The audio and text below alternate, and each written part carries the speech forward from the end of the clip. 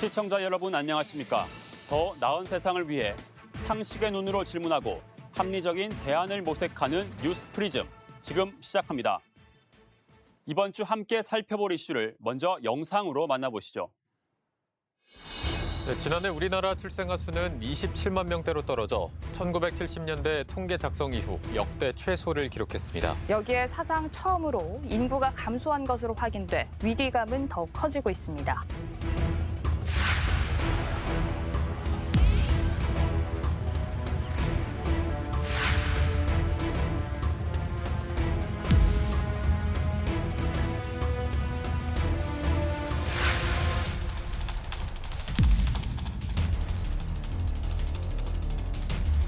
저출산 고령화 대응의 의지를 담아 국가적 투자가 필요합니다.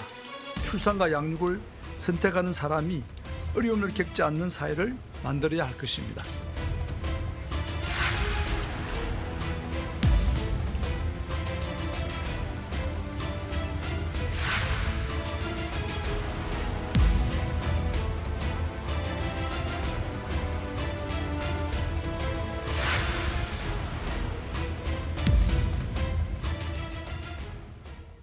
우리나라 합계 출산율 2018년부터 한 명 아래로 떨어졌습니다. 여성 한 명이 가임 기간 나을 것으로 기대되는 평균 출생아가 한 명도 안 되는 국가는 전 세계에서 한국이 유일합니다. 특히 최근 코로나 사태로 올해 출산율은 더더욱 가파르게 떨어질 가능성이 높은데요. 자세한 현황을 이진우 기자가 짚어봤습니다. 지난해 3분기까지 우리나라 합계 출산율은 0.86명.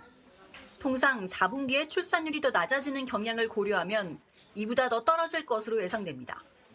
지난 2018년 세계에서 유일하게 0명대를 기록한 이후 지속적으로 하락하고 있는 양상입니다.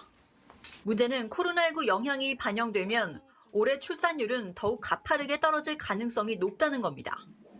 코로나19로 인해 사람들 간 접촉뿐 아니라 특히 20, 30대의 고용과 소득이 악화되고 있기 때문입니다. 코로나19로 인해서 작년 3월 이후로 일자리 수가 많이 줄어들었고요. 그리고 그런 소득이나 일자리 측면에서의 충격이 특히나 혼인, 출산의 주역인 20대, 30대에 상대적으로 이렇게 집중됨에 따라서 젊은 층들이 아무래도 혼인과 출산을 좀 연기하거나 기피하는 경향이 생겼고요. 통상 전염병이나 전쟁 등 재난 종식 후에는 출산율이 급반등하는 경우가 많았지만 코로나19는 경제적 기반을 파괴하고 있어 그때와는 다르다는 진단입니다. 문제는 출산율이 떨어지는 만큼 고령화율은 늘어나 경제 동력이 떨어지면서 미래 세대에 큰 부담을 지우게 된다는 점입니다. 지난해 기준 우리나라의 65세 이상 국내 고령 인구 비율은 15.7%. OECD 평균보다는 낮지만 고령화 속도는 가장 빠릅니다. 전문가들은 코로나19가 출산율에 미치는 영향이 올해부터 본격화돼 적어도 2년은 이어질 것으로 보고 있습니다. 코로나19가 빨리 종식돼야 출산율 반전도 가능하다고 보는 이유입니다. 혼인 출산 대책을 마련하면서 근본적인 출산율 제고 정책을 많이 써야겠지만 1차적으로는 코로나19가 하루빨리 종식되는 것이 필요합니다. 이와 함께 결혼과 출산을 지원할 수 있는 정책 대안이 함께 강화돼야 한다는 지적입니다. 연합뉴스TV 이진우입니다. 출산율 감소로 우리 사회는 유례없는 인구 절벽 위기를 맞았습니다.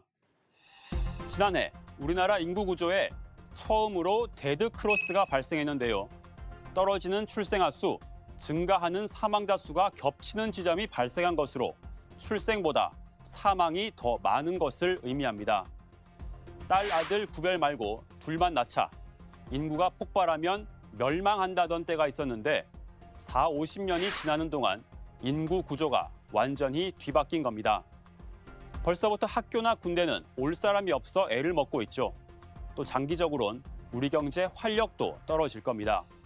지금 넣고 있는 국민연금, 건강보험 등도 낼 사람이 줄어 존속 여부마저 불투명합니다. 이 출산율이 떨어진 원인 한 가지로 콕 집어 설명하긴 어렵습니다. 당장 낮은 임금, 높은 부동산 가격 등 아이 낳기를 의식주부터 해결이 안 된다는 목소리가 큽니다. 가뜩이나 돈이 없는데 육아휴직까지 하면 그동안의 소득 공백을 버틸 재간이 없다는 겁니다. 특히 여성의 경우 독박 육아라 불릴 만큼 과도한 육아 부담 역시 출산을 주저하게 만드는 중요한 요소죠. 해외에서 라떼 파파, 프렌디, 심지어 일본에서도 이쿠맨이 등장했지만 한국에선 여전히 육아가 여성의 몫인 경우가 많습니다. 아무리 시대가 바뀌었다고 해도 육아의 대부분을 여성이 담당하다 보니 경력 단절 여성, 일명 경단녀가 될 바에 아이를 안 낳겠다는 거죠. 여성이 아이를 적게 낳는다는 저출산 말 대신 아이가 적게 태어난다는 저출생이라는 중립적인 단어를 쓰자는 목소리가 나오는 이유입니다. 인구 문제의 책임을 여성에만 지우지 말자는 의미입니다. 최근 방송인 사유리 씨가 우리 사회에 던진 화두 역시 생각해 볼 만합니다.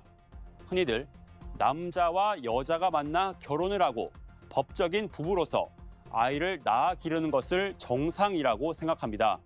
하지만 부모 중 한쪽이 아이를 기르는 한부모 가정, 또 자녀를 가슴으로 낳는다는 입양 가정, 결혼하지 않고 자녀를 가지는 비혼 출산 등 이미 가족이라는 모습이 다양해진 지 오래입니다. 출산율 반등, 나아가 행복한 국가를 만들기 위해선 이런 정상 가족의 틀, 거기서 발생하는 복지 사각지대 등을 걷어내야 하는 건 아닐지요. 지금까지 저출생 문제 해결을 위해 들인 예산만 200조 원에 달합니다.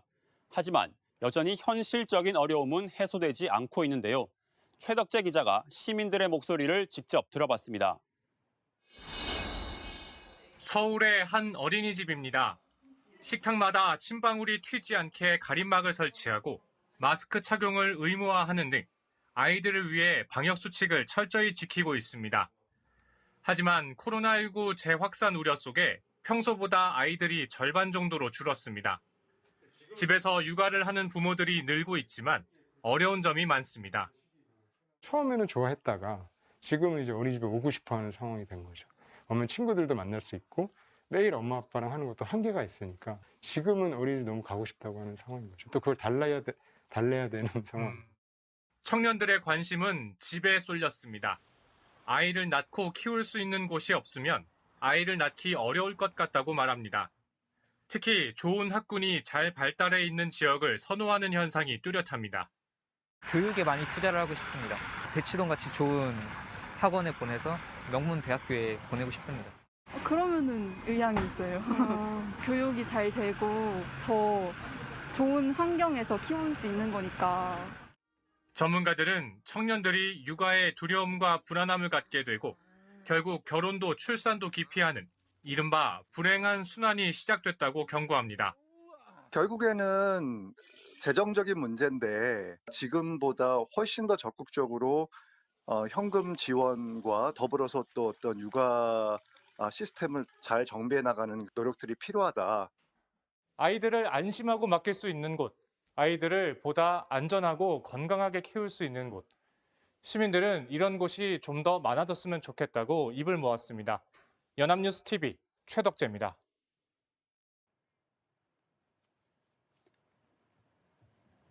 국회의원 중에도 임신부가 있습니다. 기본소득당 용혜인 대표인데요. 하지만 현직 의원에게도 임신과 출산, 육아 여건은 녹록지 않다고 합니다. 21대 국회가 준비 중인 저출생 대책에는 어떤 게 있는지 장윤희 기자가 취재했습니다. 기본소득당 용혜인 의원은 현재 임신 20주 차입니다. 용 의원은 임신을 유지하는 일이 기적이라고 표현했습니다. 병원을 자주 다니며 경제적 부담을 느꼈고 국정감사로 바쁘던 임신 초기에는 응급실에 몇 차례 실려갈 정도로 유산 위기도 겪었습니다. 저소득층이나 좀 생활이 어려우신 분들에게는 한 번 병원 갈 때마다 3, 4만 원씩 드는데 일주일에 많으면 2, 3번도 가야 되거든요. 피가 막 나고 하면. 그런 게 되게 부담이겠구나라는 생각. 한치 앞의 미래를 예측할 수 없는 사회에선 당연히 아이를 낳을 수 없다고 생각하거든요. 그 문제를 해결하지 않으면 아무리 청년들한테 애를 낳아야 된다, 인구 절벽이다라고 어떤 공포심을 조장해도 출산율 절대 오르지 않는다고 생각하고요. 용의원은 임신을 계기로 일자리, 주거, 성평등, 의료비 등의 사회 구조적 문제를 체감하게 됐다고 밝혔습니다. 용의원은 경험을 살린 출산 장려 패키지 법안을 준비하고 있습니다. 정부는 지난 2006년부터 지난해까지 5년 단위로 저출산 고령화 기본계획을 추진해왔습니다. 이에 발맞춰 정치권도 출산율을 높이기 위한 입법 활동을 벌여왔지만 성과는 지지부진합니다. 21대 국회 들어 보건복지위에서 발의한 저출산 관련 법안은 10개가 넘습니다. 하지만 모두 소위원회 심사 단계에 머물러 있습니다. 발의된 법안을 보면 근로자뿐 아니라 소상공인에게도 돌봄 비용을 지원하는 법안, 신혼부부의 주거 안전성을 높이는 법안, 다자녀 지원 범위 확대, 저출산 정책 전담규고 신설 등 주제는 다양합니다. 하지만 보건복지부가 예산 문제로 난색 의견을 낸 경우가 많았고 기존 제도와 중복되는 법안도 있어 진전되지 못했습니다. 저출산 원인이 복합적인 만큼 부처별 칸막이를 깨야 한다는 부처 검토 의견도 늘고 있습니다. 예를 들어 신혼부부 주거 지원 법안이 실현되려면 기재부, 국토부 등이 같이 움직여야 합니다. 저출산 문제 해결을 위해 정치권은 그동안 많은 법안을 쏟아냈습니다. 하지만 그 효과는 미미해 보입니다. 근본적이고 현실적인 제도적 뒷받침이 그 어느 때보다 절실해 보입니다. 연합뉴스TV 장윤희입니다. 영화 칠드런 오브 맨은 인류가 임신 능력을 상실해 더 이상 후세가 태어나지 않는 2027년을 배경으로 합니다. 놀이터의 소음이 사라지면서 절망이 찾아왔다는 대사로 인류 멸망의 시작을 표현하는데요. 지구상에 남은 단 한 명의 임산부를 지키려고 많은 사람들이 희생하는 내용입니다. 출산율이 계속 하락하고 있는 우리나라 상황을 보면 이 영화 장르가 마냥 SF만은 아닌 것 같습니다. 아이들 웃음소리가 들리는 영화 마지막처럼 한국 사회 해피엔딩을 뉴스프리즘이 기대하겠습니다. 저희가 준비한 내용은 여기까지입니다. 시청해주신 여러분 고맙습니다.